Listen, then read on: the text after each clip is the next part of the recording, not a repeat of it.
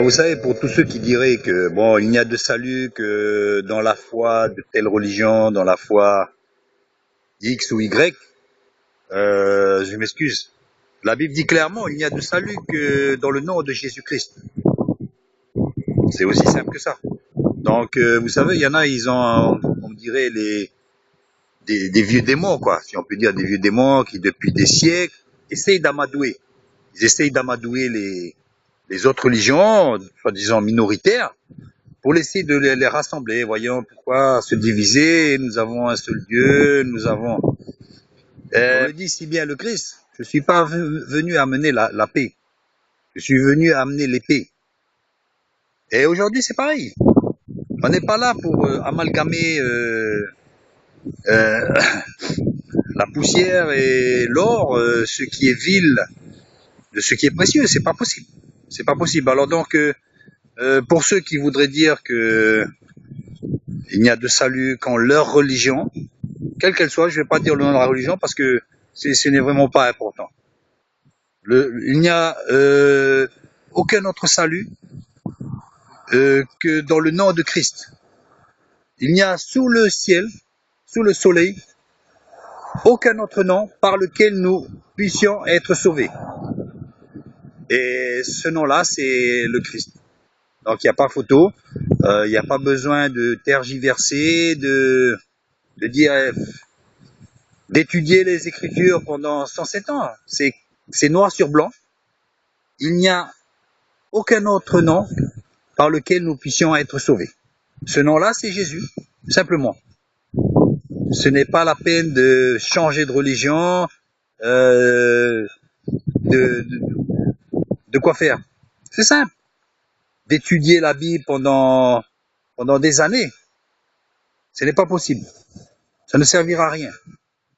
Le salut est dans le nom de Christ, de Jésus. Maintenant, j'en viens à ceux qui laissent leur famille, leurs enfants même, pour aller prêcher l'évangile ou pour aller étudier la Bible.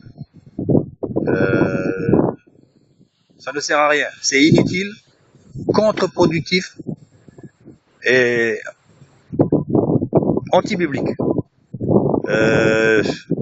Partir à l'étranger avec même femmes et enfants pour étudier la Bible et laisser son travail, j'en ai vu certains, ils laissaient leur travail alors que la Bible nous mentionne très clairement que ceux qui sont mariés ou ceux qui ont une femme donc et des enfants, ben s'occupent de leur foyer quoi. C'est bon, et ces personnes-là ont quitté leur emploi et pour aller trimballer leur famille là dans des endroits là, avec pas trop de salaire, jusqu'à quémander de l'argent pour pouvoir payer ses études. Franchement, vous lisez la Bible, vous n'avez pas besoin d'aller étudier quoi. Le Christ n'a jamais envoyé les apôtres dans les écoles bibliques, hein. Ça a été sur le tas, hein, sur le tas. Donc voilà. Donc il est évident qu'un célibataire a la rigueur, mais quand on est marié, on est responsable de ses enfants et de sa femme. On est responsable. Celui qui est marié s'occupe des affaires du monde, de tous les moyens nécessaires à l'entretien de sa famille, au niveau travail, éducation, linge et tout ça. Pourquoi donc quitter tout ça pour aller étudier la Bible? Pourquoi donc? Vous savez, pour tous ceux qui diraient que bon, il n'y a de salut que dans la foi de telle religion, dans la foi X ou Y, je m'excuse. La Bible dit clairement, il n'y a de salut que dans le nom de Jésus-Christ. C'est aussi simple que ça. Donc, vous savez, il y en a, ils ont, on dirait, des vieux démons, quoi, si on peut dire, des vieux démons qui, depuis des siècles, essayent d'amadouer. Ils essayent d'amadouer les autres religions, soi-disant minoritaires, pour essayer de les rassembler. Voyons pourquoi se diviser, nous avons un seul Dieu, nous avons... On le dit si bien le Christ, je suis pas venu amener la paix, je suis venu amener l'épée. Et aujourd'hui c'est pareil, on n'est pas là pour amalgamer la poussière et l'or, ce qui est vil de ce qui est précieux, c'est pas possible. C'est pas possible. Alors donc, pour ceux qui voudraient dire que il n'y a de salut qu'en leur religion, quelle qu'elle soit, je vais pas dire le nom de la religion parce que ce n'est vraiment pas important. Il n'y a aucun autre salut que dans le nom de Christ. Il n'y a sous le ciel, sous le soleil, aucun autre nom par lequel nous puissions être sauvés. Et ce nom-là, c'est le Christ. Donc il n'y a pas photo, il n'y a pas besoin de tergiverser, de dire, d'étudier les Écritures pendant 107 ans. C'est noir sur blanc. Il n'y a aucun autre nom par lequel nous puissions être sauvés. Ce nom-là, c'est Jésus, simplement. Ce n'est pas la peine de changer de religion, de quoi faire. C'est simple. D'étudier la Bible pendant des années, ce n'est pas possible. Ça ne servira à rien. Le salut est dans le nom de Christ, de Jésus. Maintenant, j'en viens à ceux qui laissent leur famille, leurs enfants même, pour aller prêcher l'évangile ou pour aller étudier la Bible. Ça ne sert à rien. C'est inutile, contre-productif et anti-biblique.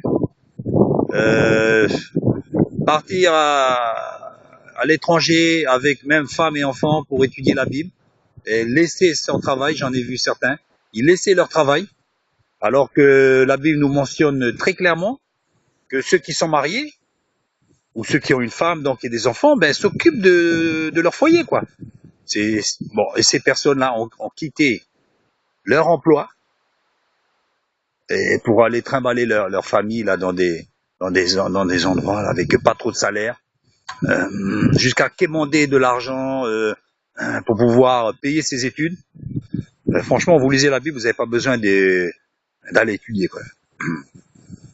Le Christ n'a jamais envoyé les apôtres dans les écoles bibliques. Hein. Ça a été sur le tas. Hein, sur le tas. Donc voilà. Donc il est évident qu'un célibataire a la rigueur, mais quand on est marié, on est responsable de ses enfants et de sa femme. On est responsable. Celui qui est marié s'occupe des affaires du monde, de tous les moyens nécessaires à l'entretien de sa famille, au niveau travail, éducation, linge et tout ça. Pourquoi donc quitter tout ça pour aller étudier la Bible? Pourquoi donc? On appelle ça le christianisme business, mais Dieu n'a rien à voir avec ça. Et, sous prétexte de structuration, de bienséance, etc., de ne pas faire n'importe quoi, en fait, il canalise l'argent pour disons-le carrément, engraisser des gens qui se disent pasteurs et qui en fait sont des mercenaires. Donc, fuyez ces gens-là. La route est longue encore. Et, voilà, qu'est-ce qu'il faut faire? Vous savez, la première église, c'est chez vous. Hein. N'oubliez pas, alors allez de temps en temps à l'église, laquelle église? Bon, Dieu vous montrera. Mais quand vous voyez une personne là qui a femme et enfant et qui prêche, posez-vous déjà la question. Je dis pas que c'est pas interdit, mais vous voyez beaucoup de ces gens-là sont des gens à charge. C'est que l'apôtre Paul n'était pas. Ce sont des gens à charge, donc méfiez-vous de ces gens-là. Vous verrez, c'est un système qui est mis en place de façon à ce que vous payez. Vous payez. Et donc, l'évangile, c'est pas ça. Ils font des plans de carrière, ils font des plans pour construire des bâtiments, alors que ce qu'il faut, c'est construire l'église, les pierres. Les gens, c'est les gens qui font quand même. Leur donner à manger même, et s'en occuper. Donc, beaucoup d'argent sont dirigés vers les pierres, vers les constructions. On va faire encore une assemblée là. Oui, alléluia, c'est bien, mais c'est pas le but du jeu. Oh, ouais. À l'origine, c'est quoi? Ils se réunissaient dans les maisons. C'est ça. Dieu nous a pas appelés à gaspiller l'argent pour faire des bâtiments. Il suffit ensuite que des gens mal intentionnés arrivent dans les ministères et prennent ces bâtiments. Donc, et après, vous aurez quoi à dire? Vous aurez rien à dire. Même quand vous aurez payé. Et l'argent est mélangé, ça, c'est fini ça. Donc il faut il faut investir dans les pierres vivantes. Quand vous amenez les gens, c'est pas pour les amener dans une religion, c'est pour les amener à Christ. Donc investissez là. Comment investir dans des âmes? Comment investir en nous-mêmes, dans l'Église, en nous aimant les uns les autres? Ça, c'est l'investissement primordial. Si quelqu'un est dans le besoin, comme les premiers chrétiens, personne n'était riche, personne n'était pauvre. Pourquoi? Parce qu'ils mettaient tout en commun. Est-ce qu'on le fait aujourd'hui? Non. On investit dans la pierre, on investit dans les plates de carrière, on investit dans des pasteurs qui font en 10 ans 200 kilos. Il faut arrêter ça, il faut arrêter. Investissez dans votre frère qui a faim, qui n'a pas toujours du travail, qui a des problèmes, mais qui travaille, évidemment. Aidez ces gens-là, aidez, cotisez pour ces gens-là. Regardez les Sikhs, ils donnent 10% de leur salaire. Aucune obligation, évidemment. Mais cet argent va où? 10% de leurs revenus sont destinés pour les pauvres. Tous les jours, vous pouvez avoir de la soupe là-bas chez eux. Sommes-nous plus petits que les Sikhs? Franchement, sincèrement, nous nous disons chrétiens, etc., détenteurs de la vérité. Mais en fait, il y a des autres religions dans certains domaines qui vous dépassent. Donc il faut le reconnaître, il faut arrêter. Vous voyez? C'est comme en France, on dit pays des droits de l'homme. Est-ce que vraiment on est à la hauteur de notre réputation? Voyez-vous? Donc l'Église aussi, elle a à se remettre en question. Il faut arrêter d'investir dans des choses qui finalement ne sont pas bibliques. Dieu nous a jamais dit de faire des crédits pour s'endetter, etc. D'ailleurs, l'endettement est interdit. De s'endetter pour faire quoi? Des bâtiments. Hein? Comme ça, monsieur, il pourra prêcher, il aura à la mezzanine, il aura sa maison, la maison de fonction du pasteur. Hein? Le pasteur, c'est devenu un monarque. Arrêtez. Arrêtez. Est-ce que Jésus avait une maison? Est-ce qu'il avait une maison? Posez-vous la question. Est-ce que Jésus il avait une grande voiture? Il n'y avait pas de voiture. D'accord. Bon, il était sur un chemin arabe, peut-être pas. À pied. À pied. Donc posez-vous la question. Posez-vous la question. La route elle est longue. La route elle est longue. Perdez pas votre temps avec ça. Perdez pas votre temps avec ça.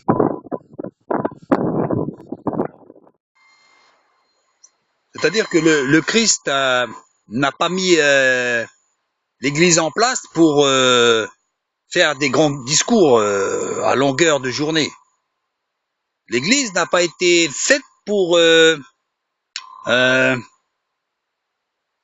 longs discours dimanche après dimanche et puis de repartir après chez soi. C'est vraiment une pâle figure de notre mission. L'Église, c'est les pierres vivantes. Je le redis, c'est les pierres vivantes. Donc c'est ça qu'il faut s'occuper. Soyons logiques. Dites-moi l'utilité de venir dans une salle pour écouter un discours dimanche après dimanche, qui, bon, des fois c'est des bons discours, hein. Si ça s'arrête là. Bon, le dimanche vous mettez une pièce là, et après, pour l'œuvre ceci, pour l'œuvre cela. Bien souvent, l'œuvre sociale de ces églises est très faible, hein. Donc, beaucoup de ces adeptes là, de ces chrétiens, de ces frères, ils vont à l'institution sociale là aussi, hein. Donc il y a quelque chose qui cloche. L'église n'a jamais été faite pour s'asseoir sur un banc dimanche après dimanche, ou mardi et jeudi après jeudi, etc.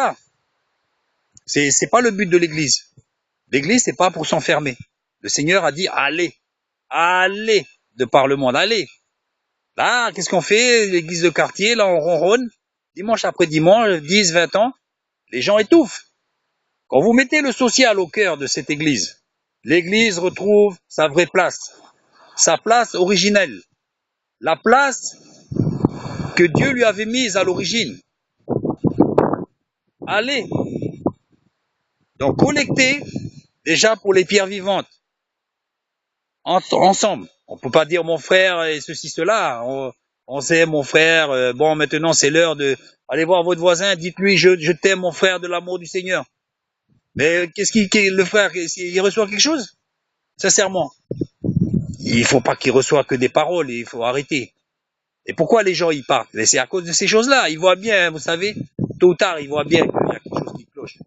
Et en définitive, vraiment ça cloche. J'invente rien. Ce genre d'église-là, elle est en devenir, quoi.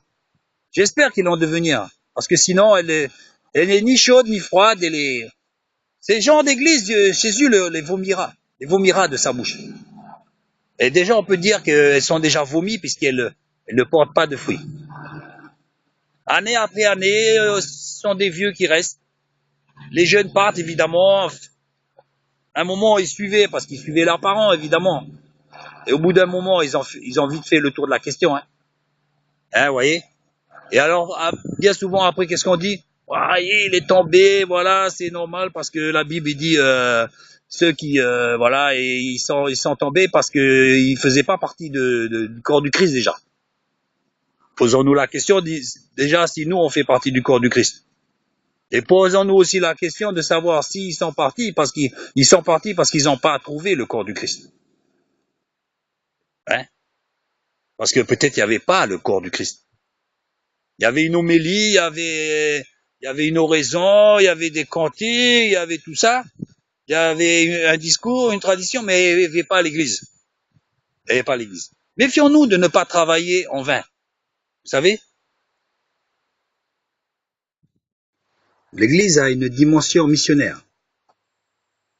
L'église, comme je le dis, n'est pas destinée à rester dans un quartier cantonné. Le mouvement de base est ancré déjà dans ses racines. Allez, dit le Seigneur, allez. Ces endroits-là, nous pouvons nous arrêter de ci, de là, pour prêcher les paroles, doivent être comme des béquilles provisoires. Construire une église pour ensuite aller plus loin. Les chrétiens, c'est pareil. Les chrétiens sont des missionnaires, ils sont des pasteurs aussi chez eux. Rappelez-vous le verset. Plus personne n'enseignera à son voisin, car tout le monde aura la connaissance de Dieu. Vous connaissez ce verset qui est à peu près dans ces termes. Aujourd'hui, nous avons l'Esprit de Dieu. Il en est ainsi. Nous avons l'Esprit de Dieu. Donc nous connaissons ces choses-là. Bien souvent, les choses que le pasteur nous raconte, c'est des choses qui sont bonnes, mais des choses que nous savons déjà. Donc, est-ce que nous sommes destinés à perpétuer constamment ce rituel ou ces réunions? Tout cela n'est qu'une partie de ce que nous devons faire. Nous sommes appelés à faire beaucoup plus. Déjà, premièrement, au niveau de nous-mêmes. Deuxièmement, au niveau de notre foyer. Ensuite vient le voisinage. Le pasteur ne doit pas être un boulet. Le pasteur doit être considéré comme un pasteur, un serviteur. Pourquoi Jésus a pris l'image du berger avec le troupeau? Regardez ce que fait le berger. Pas la peine d'aller dans les études bibliques pour comprendre ces choses-là. Qu'est-ce que fait le berger? Il prend soin du troupeau. Donc, premièrement, celui qui a la prétention d'être pasteur, on appelle ça le christianisme business, mais Dieu n'a rien à voir avec ça. Et, sous prétexte de structuration, de bienséance, etc., de ne pas faire n'importe quoi, en fait, il canalise l'argent pour... vous savez, la première église, c'est chez vous. N'oubliez pas, alors allez de temps en temps à l'église, franchement, sincèrement, nous disons chrétiens, etc., détenteurs de la vérité. Mais en fait, il y a des autres religions dans certains domaines qui vous dépassent. Donc il faut le reconnaître, il faut arrêter. Vous voyez? C'est comme on dit pays des droits de l'homme. Est-ce que vraiment on est à la hauteur de notre réputation? Voyez-vous? Donc l'église aussi est là à se remettre en question. Il faut arrêter d'investir dans des choses qui finalement... L'église n'est pas respectée. Pourquoi l'église n'est pas respectée? Elle est humiliée, moquée. Je peux vous dire que les gens se moquent de l'église. Pourquoi? Parce qu'elle ne tient pas sa place. Elle ne tient pas son rôle. Alors après, on va dire, oui, c'est la persécution qui est marquée dans la Bible. C'est pas vrai. Ça, c'est la persécution que nous avons fabriquée. C'est pas pareil. Du fait du non-accomplissement de notre mission. Quelle est notre mission? Ben, c'est justement ça. D'aider les gens. D'aider les personnes. De les aider. Non seulement en parole, mais en action. Nous avons péché par omission. Alors que se passe-t-il? La fin d'une église? Ouais, pour certains, c'est la fin. Ils ne sont là que pour reproduire certaines us et coutumes qui n'ont plus rien à voir avec l'évangile et qui n'ont plus rien à voir avec la réalité.